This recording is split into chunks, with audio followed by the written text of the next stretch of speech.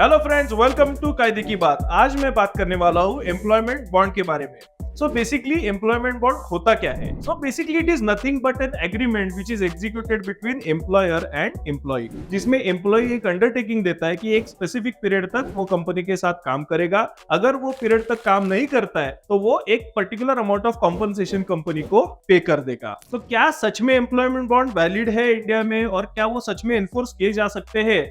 So the answer to this is absolutely yes, provided they are properly executed.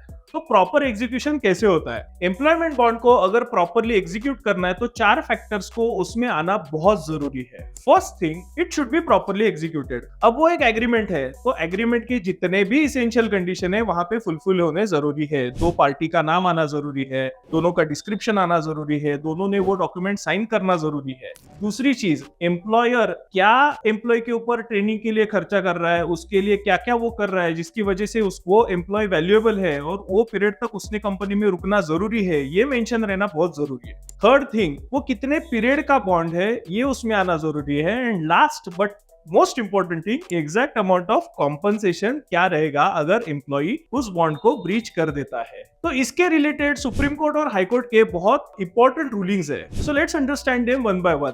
In the case of Satyam computers versus L Ravichander, ऐसा identify किया गया था कि Andhra high court said that whatever the amount you are claiming under the employment bond, it should be reasonable। वो एक reasonable compensation होना चाहिए, बहुत एक्स्ट्रॉर्डिनरी कुछ अमाउंट नहीं होना चाहिए जिसके वजह से वो एम्प्लॉई हैरेस हो जाए।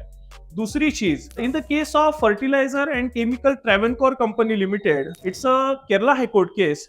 Here high court upheld that कि जो खर्चा कंपनी अपने एम्प्लॉय के ऊपर ट्रेनिंग के लिए और बाकी सब चीजों में करती है जिसके वजह से वो एम्प्लॉय का ग्रूमिंग होता है, वो एम्प्लॉयर का अधिकार है कि वो कंपनी की उस अमाउंट को कॉम्पनसेशन बोल के क्लेम करे अगर वो एम्प्लॉई कंपनी के वो पीरियड खत्म होने से पहले ही कंपनी छोड़ के चला जाए। सुप्रीम कोर्ट ने ऐसा अपील किया है कि जो बॉन्ड का अमाउंट रहेगा, जो कॉम्पनसेशन का अमाउंट रहेगा, वो पेनल्टी के फॉर्म में नहीं होना चाहिए, वो एक रीजनेबल होना चाहिए और वो कॉम्पनसेशन के फॉर्म में होना चाहिए कि भाई जितना खर्चा उसके ऊपर हुआ है उतना तो कंपनी को कम से कम प्रॉपरली रियम्बर्स हो जाए। जब हम एम्प्लॉयमेंट बॉन्ड की बात करते हैं तो दो बहुत इंपॉर्टेंट लीगल प्रोविजन है जो समझना बहुत जरूरी है। First is article 19 of Indian constitution. Article 19 her Indian को अपना एक बिजनेस करने का, एक प्रोफेशन रन करने का, किसी ऑक्यूपेशन में जाने का अधिकार देता है। So basically article 19 speaks about right of livelihood of a person,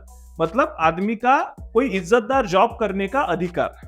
दूसरी चीज, section 27 of Indian contract act says any agreement with restrain of trade is basically not valid in India. मतलब कोई भी कॉन्ट्रैक्ट अगर ऐसा है कि जिसकी वजह से किसी एम्प्लॉय को दूसरी जगह पे काम करने के लिए रोक दिया या ऐसा उसको रिस्ट्रिक्शन डाल दिया कि he will not be able to work anywhere else, such contract is not valid in India.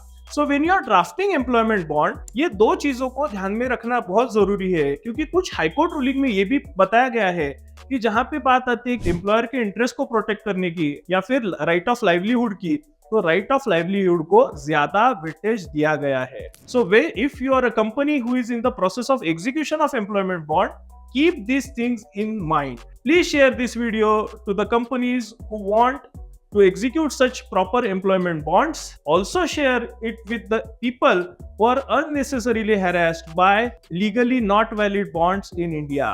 Thank you. Follow Kaide Ki Baat for such wonderful information.